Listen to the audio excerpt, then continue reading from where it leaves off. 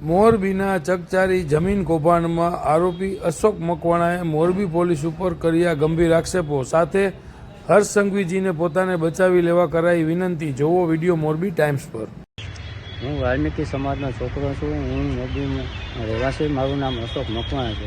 હું હોટલમાં સફેદ કર્મચારી તરીકે કામ કરું છું અને મારા હોટલના મેનેજરે મને કીધું કે ત્યાં હોટલના ભાગીદારના બંને ફુવાથી મેં ઓળખી છે, ત્યાં તે ઊભા છે, આડલી ઓટો ઊભા છે અને તું ત્યાં જા ને મેં તેના નંબર મને આપ્યા અને મેં નંબર ફોન કરીને ત્યાં મને આટલી ઓટો એ મને ઊભા ત્યાં મને બોલાવ્યો અને મને તેમના 6 ચેક આપ્યા। મને બેંકમાં જમા ઉધાર કરવાનું કીધું ને હું ત્યાં બેંક પાસે ગયો અને કરી નાખ્યો અને પછી મને ખબર નહોતી કે આ ચેક દસ્તાવેજના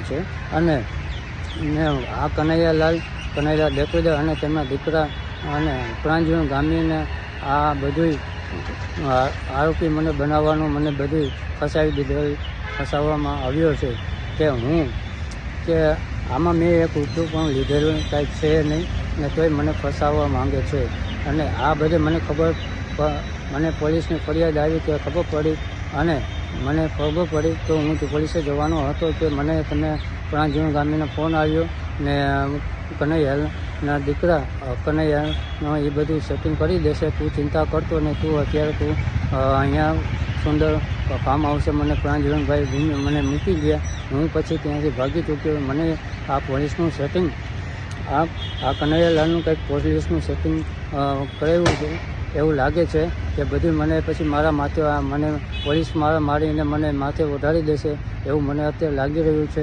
બરાબર, મને એવું લાગી રહ્યું છે અને હું મારા મમ્મીને કિડનીની બીમારી છે અને મારા ઘરનાને ઓપરેશન કરાવવાનું છે।